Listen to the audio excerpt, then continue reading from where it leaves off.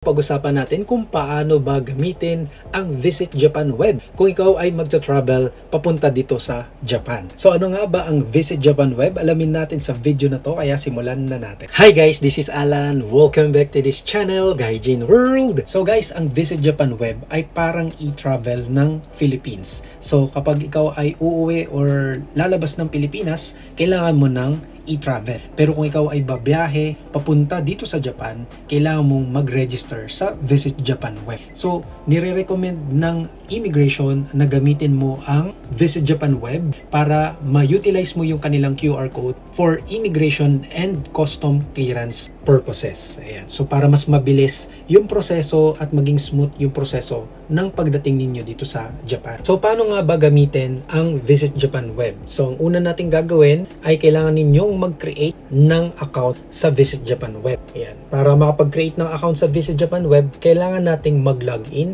or gumawa ng bagong account. Dun sa mga wala pang account sa Visit Japan Web, puntahan nyo lamang yung link na ilalagay ko sa description box ng video na to, yung link papuntang Visit Japan Web. So, ito yung kanilang website and kailangan mo mag-create ng email and password. So, kung wala ka pang email and password, mag-sign up ka for a new account. So, click mo yan, sign up new account, and then click mo yung agree, and then next. So, pagka next, ay tatanungin ka kung anong email ang i-register mo sa Visit Japan Web.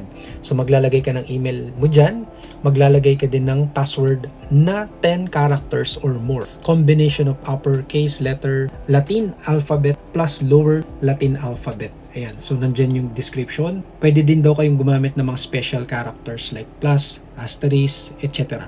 So, kapag nagawa nyo na ito at nakapag-create na kayo ng account, so makaka-receive kayo ng confirmation email and para ma-activate ninyo yung account ninyo sa Visit Japan Web. So, sundin nyo lang tong account creation at kapag nakapag-create na kayo ng account, balik na kayo sa login page. So, ito yung login page ng Visit Japan Web, www.vjw.digital.go.jp. Okay, so puntahan natin to. Kunwari, meron na tayo, nakapag-create na tayo ng account, may email na tayo at password, mag-login na tayo. Click natin yung login. Okay, so once nakapag-login na tayo, ayan, papakita lang natin sa bago mag-login, ganito daw yung makikita ninyong page. Pagka-login ninyo, ito yung makikita ninyong page. Register user, magre-register kayo, and yan, iisa-isahin natin yan mamaya-maya. So sa pag-register daw, after nyo mag-login, so kailangan natin puntahan itong register user, your details. So, puntahan natin to. Ito yung exact web page ng Visit Japan Web. Makita natin dyan na nag-register na ako. Kasi dati na tong account na ginagamit ko para makapag-register dito sa Visit Japan Web. So, meron dito sa register user, merong your details, details of family members traveling with you. So, kung meron kang mga kamag-anak na kasabay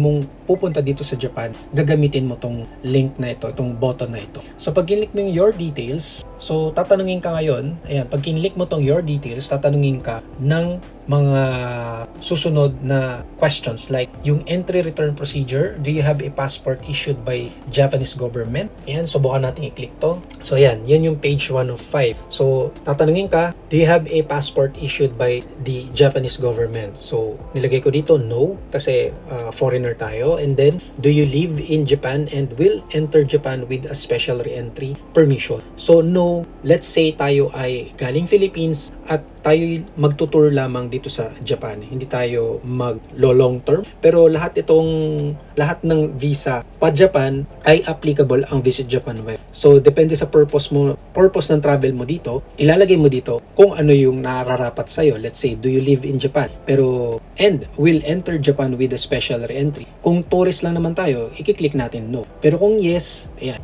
Pag ginawa natin yes, click next. Kasi pag no, magkakaroon pa tayo ng additional question dito like kung gagamit ba daw tayo ng tax-free QR code. Ayan. Will you use tax-free QR code? Yes. So mas maganda yan kung tourist visa kayo dito para maka-avail kayo ng mga discount or tax-free sa mga shops na eligible ang tax-free QR code. Kasi hindi lahat ay applicable ito. Sa Don Quixote, pag pumunta kayo doon, ayan, pwede nyong i-avail itong tax-free QR code. Okay, click next nyo na kapag ito na yung naging pattern or napili ninyo mga choices So click next. And ito na, kailangan yung mag-scan ng passport. So kailangan yung ready yung passport and kailangan makita mismo yung passport. Kung ito kasing website na ito ay accessible sa desktop and mobile. So kailangan lang ng lahat naman ng phone ngayon ay meron namang camera. So kailangan make sure na pagka in-scan nyo yung passport ninyo sa camera ay malinaw. Yan. Pag kinlik next natin yan ay tatanungin na kayo. Ayan, magkakaroon na siya ng ganyang option. So start camera nyo lang para makapag-proceed kayo dun sa yan, yung ganitong ayan, scan with camera. So para makapag-proceed kayo dito, passport details, registration required, scan with camera, and then ayan, click nyo to and mapupunta na kayo dito sa take a photo of passport. Yan. If rescan the photo does not work, you can select enter by yourself from the registration method selection page and enter it directly. Yan. So kapag medyo nagka-problema, hindi daw ma-load yung image, pwede nyo i-enter daw directly kasi kukunin nyo yung mga details nung inyong passport at pwede namang i-register nyo yun manually. So ito yon, register basic information. This is an optional field. If you have entered this field, you can quote it in fill your entry return procedure on step 3. So ganito daw yung itsura niya. Kapag in-scan mo kasi yung in-scan mo yung passport gamit yung camera, automatically kukunin yung passport details mo. Mapupunta agad yan dito sa passport number field, surname, given name. So mas madali, hindi ka na mahirapan mag-type pa kung i-scan mo yung passport mo. So andyan din yung ibang details like occupation, home address. Let's say taga US ka or taga Philippines, ayan, home address, city name, lagay mo dyan. So yung next step is yung i-enter mo yung contact information mo kung saan ka mag-i-stay dito sa Japan. So sa step na yon, gagawin natin yan dito sa step 2, which is magre-register na tayo ng entry return schedule. Doon natin gagawin yung details kung saan tayo mag-i-stay dito sa Japan. So ito yung kanyang layout. So balik tayo sa web page. So since naka-register na natin yung ating information gamit yung ating passport, dito na tayo sa baba. So skip muna natin tong details of family members traveling with. So sa mga na-experience na ng e-travel, para din itong e-travel, meron din silang kanya-kanyang QR code na ma-generate per person na dineclare mo sa iyong account. So isang account, then different users like family members at yung sarili mo. So dito sa baba, merong register planned entry return. Dito ka ngayon gagawa ng mga itinerary mo papuntang Japan. So click natin tong all entry para makita natin kung ano yung mga dati nating nagawang entry dito sa Japan. Ayan. So yung mga planned arrival date, nandyan yan. May history yan ng mga registration ninyo. So kung gagawa tayo ng bago, i-click lang natin itong register new planned entry return. So click natin yan. Tapos merong question dito about copy register details. So para ito dun sa may mga electronic visa. Okay, yung mga nakapag-scan ng electronic visa nila. So kung hindi yan applicable sa inyo, dito kayo sa baba. Copy only the address in Japan. Kung meron na kayong previous registration ng entry return details ninyo dito sa Japan. Kung wala naman, dito kayo sa pinakababa. Proceed to registration without copying details. So para do sa mga bago, pipiliin natin tong proceed to registration without copying details. Click next natin yan and magta-type na tayo dito ng planned entry return. So kunwari, ang plano natin is December 2024. Yan, 2024. Then, plan arrival date in Japan. Itong trip name, kahit anong name yan, para lang mas yung naming convention, para mas madali ninyong matrack yung inyong mga itinerary or trip name.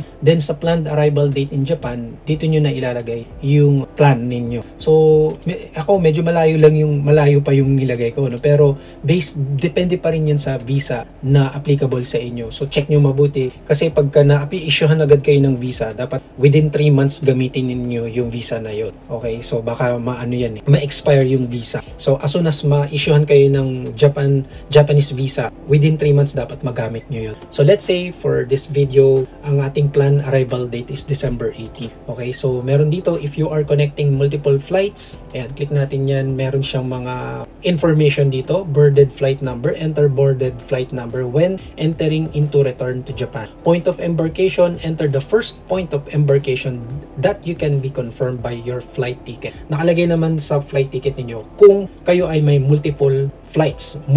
Kumbaga interconnected flights. So may example dito, if you are connecting multiple flights before entering into or returning Japan as follows. So USA, then let's say Philippines or Philippines and then Japan. So yung connecting selecting nyo is yung Philippines.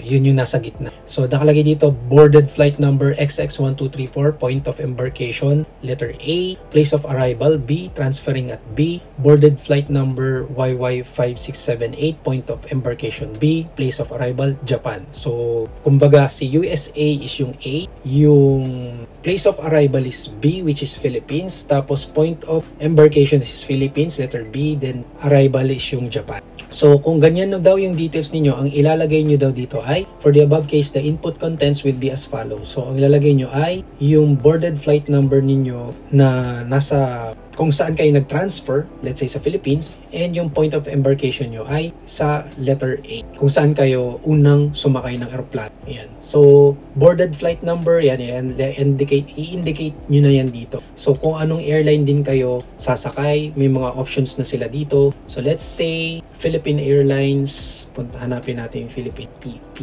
Ayan, medyo mahirap, kailangan natin scroll, 47A, medyo madami, ano. So, ayan, hanapin natin yung P, ayan, Philippine Airlines, PR, Philippine Airlines, tapos let's say kunwari yan yung flight number, numbers only required, and then yung point of embarkation. So kung galing tayong kung airlines, Philippine Airlines, so lagay natin dito Philippines or Manila, hanapin natin Manila, ayan, Manila, yan, from Manila tayo yung embarkation natin, then click next. Pag sinabing embarkation, kung saan kayo sumakay ng eroplano papuntang Japan, okay, papuntang Japan. So let's say galing tayo ng Pilipinas sa Manila, Ninoy Aquino, and then papunta dito sa Japan. Then click next. So dito na natin, yung next page dito is yung i-register na natin yung address dito sa Japan kung saan tayo mag-i-stay. Address in Japan, accommodation, enter your first accommodation for contact information in Japan. If you are not staying at a hotel, enter the destination information. So let's say, ito yung ating magiging information. Ayan. So yung let's say meron tayong address dito sa Japan. So i-enter natin yung postal code nun. Tapos click natin yung enter, automatically using postal code. Sa lalabas na yung prefecture and yung city. And kung saang address siya. Kung hotel naman yan, ganun din. Type nyo yung postal code kung nasaan yung hotel. So maglalabas na siya dito. And then yung i-type nyo na lang yung name ng hotel dito. So lalabas na dito yung prefecture, city, address. Kapag kinlik nyo itong enter automatically using postal code. So enter nyo yung postal code dito and then lalabas na popopulate na dyan yung mga information na yan, yung address dito sa Japan. So kung hotel naman yan, ayan, meron silang field dito pero hindi naman siya required. Then yung contact number. So type nyo na lang dyan kung ano yung available na contact details ninyo na gagamitin dito. Then, confirm entered details. Click natin yung confirm entered details. Okay, so na-confirm na natin. Meron na tayong confirmation na i-review natin dito. Ayan, yung trip name, December 2024. Plan arrival date is December 18. Yan, nandyan na yung mga details. So, re-register na natin. Click natin, register plan. Then, registered planned entry, return back to home. So, click natin back to home. So, nandito na siya ngayon sa taas, yung most recent planned entry, yung kagagawa lang natin. At i-click na natin yan. Pagka-click natin yan, dito na tayo mag-generate ng QR code para sa immigration clearance and custom declaration. Ito siya. Dito sa taas, nung kinlik nating kagagawa lang natin na entry return plan, nandyan na yung pangalan natin. And kung may iba ka pang kasamang family members, click mo tong selection of family members at i-register mo din sila gamit itong account na to. So, click mo register para makapag-register ka dito ng additional family members. So, pwede mo ding i-edit plan. Ito, may option silang mag-edit ka ng plan kung may change sa flight details or yung planned arrival date, pwede mong baguhin yan dito.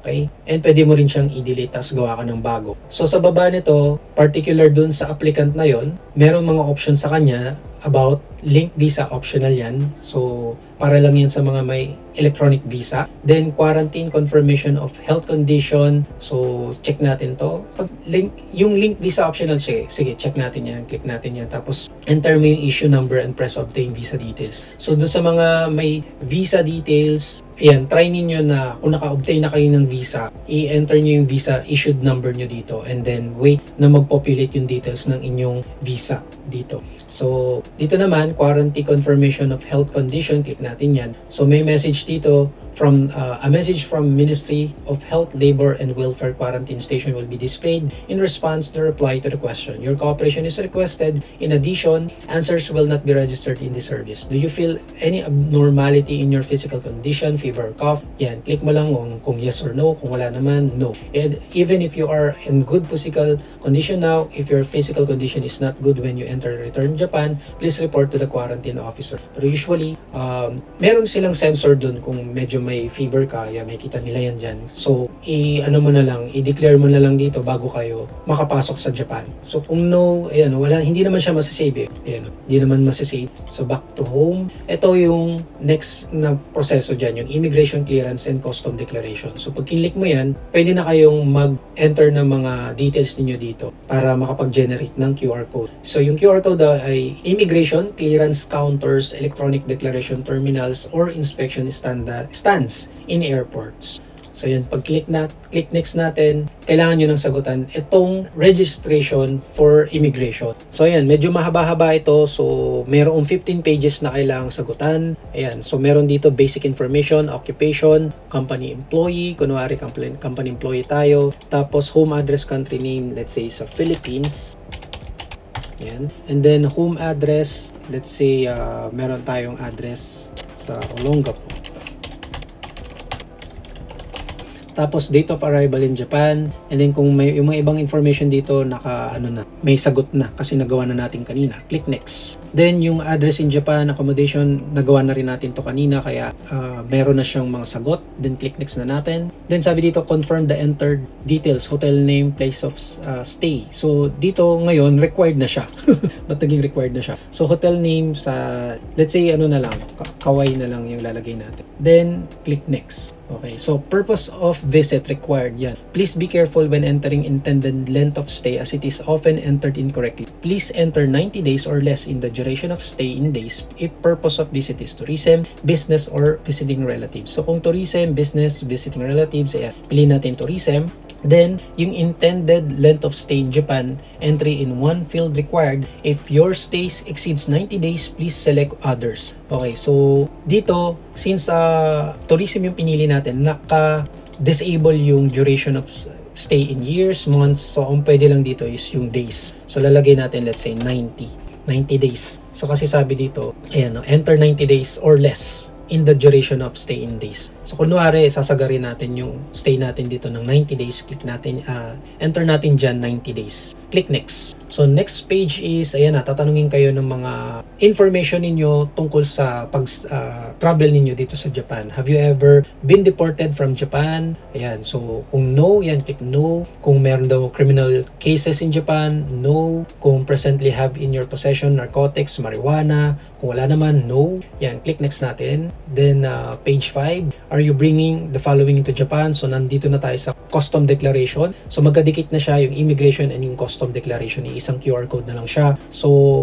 nakalagay dito kung ano yung mga prohibited articles na kailangan hindi nyo dalhin dito sa Japan. Like, narcotic drugs, firearms, explosives, counterfeit, obscene or immoral materials, articles which infringe upon intellectual property rights. So kung wala naman lahat yan, click no and then next. Then, are you bringing the following into Japan? Yung mga restricted items, medyo mahigpit sila dito sa pagdadala ng mga meat products, vegetables, fruits, animals, and plants. Kailangan i-declare nyo yan kasi may kita rin naman nila yan sa x-ray at iiwan nyo yan. Let's say, hindi nyo alam, bawal pala magdala ng Jollibee na pagkain, ng mga meat products or kahit Jollibee burger, bawal. Iiwan din nyo yan pagdating dito sa airport sa Japan. So, ito yung mga restricted articles like hunting guns, internationally protected endangered animals, live animals, and plants. Ayan. So, wala tayong dala niyan. Click no. Then, click next. So, magdadala daw ba kayo ng gold, bullion, or products of gold? So, wala naman tayong dala niyan. Click next. And no. And then next. Then, goods, purchases, souvenirs, gifts exceeding duty-free allowance. So, kung medyo madami daw kayong mga dalang items dito, like yung excess sa 3 bottles, ayan. So, allowed lang kayo magdala dito kung nandito lang sa range na to. Ayan, nakalagay dyan. Like cigarette, kailangan 200 cigarettes or cigar, only 50 cigars. So naka-indicate dyan kung ilang 2 ounce of perfumes naman pwede. So ayan. And then articles with total overseas market value of not exceeding 20 lapad or 200,000 yen. So naka-indicate dyan kung magkano lang yung, hanggang kung magkano lang yung hindi taxable. Okay? When the price is of an article exceeds 20 or 200,000 yen, duties and or taxes will be imposed on its entire value. For articles including alcoholic beverages, tobacco products, and perfumes, ayan. So dapat hindi daw siya in excess to 10,000 yen or less per item are duty-free in principle. So total overseas market value of 10,000 yen or less per item. Okay? Yun pwede yun. Then, as for children under 6 years old, duty-free allowances are limited to the articles owned for their personal use. So, kung wala naman tayong issue dyan, click na natin yan. Then, next is yung commercial goods. So, kung meron daw kayong mga pang-business items na kailangan ninyong i-declare, subject to custom duties since they are not provided for personal use. So, pag personal use, hindi kayo pagbabayarin. Pero kung commercial goods at hindi siya per personal use, meron kayong babayarang tax or duties. Yan. Depending on the monetary value, you may need to complete the same import procedure as that for general import cargoes. Kung wala naman, click no. Next is kung magdadala ka ba daw ng something na galing sa isang tao. Ayan, items that have been requested from someone else to bring into Japan. This includes the bags such as suitcase and similar containers and the items that someone else gave you without letting you know the reason. So delikado yan guys, no? Baka merong drugs sa loob ng gamit. So mag-ingat kayo sa ganyan. Never keep suspicious packages from others. So kung wala naman, click no. So hindi mo daw pwedeng dahilan na hindi mo alam. I didn't know or I wasn't sure kung meron kang nahulihan ka ng gamit na merong pinagbabawal. So click no and then next. Next naman is yung cash checks including TC, promissory notes, securities which exceed the amount of 1 million yen. Yan, kailangan declare yan. Or meron mga precious metals na nag-exceed sa 1 kilogram. So kung wala naman, click no, then next. Then mga unaccompanied articles, kung meron ba daw kayong mga bagahe na separate ninyong pinadala. Ayan, do you have baggage separately sent by mail including relocation moving package?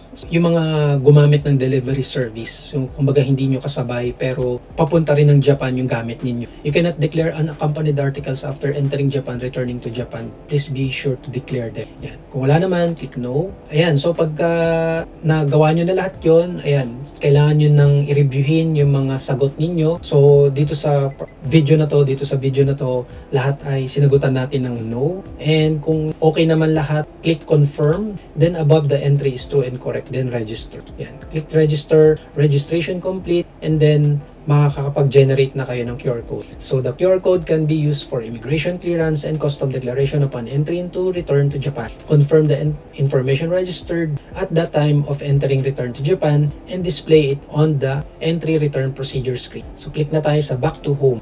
Ayan. So ngayon, since nakapag-register na tayo dito, yung immigration clearance and custom declaration, pwede na nating i-click yung display QR code. So pag click natin yung button na yan, ayan. So the QR code can be used at the immigration clearance counter and at the electronic customs declaration terminal or inspection stand. So click natin yung agree and display the QR code. So ito na yung ating QR code na pwede natin daw gamitin sa immigration, clearance, and custom declaration. Ayan. So para yan sa particular person na ni-register natin. Okay, back to home na natin. Kung na-save na natin ito, pwede natin itong i-print or i-save natin sa ating mga phone tapos pakita natin doon. I-scan natin. Meron tayong may mga scan na mga stand doon sa, yung mga scan machine doon sa airport na applicable itong QR code. So yan na yung entire procedure from login, creating an account, login, and ayan, creating an account, registering the user, then register your entry return schedule, and then yung fill your entry return procedure. Ayan, medyo mahaba-haba tong video na to pero sana nakatulong yan sa inyo. Kung nakatulong, like, share, and subscribe. Kung hindi ka pa nakasubscribe, mag-subscribe ka na at hit mo yung notification bell para lagi kang updated sa aming mga susunod pang i-upload ng mga videos at sa iba pa mga topics namin related sa pamumuhay namin dito sa Japan.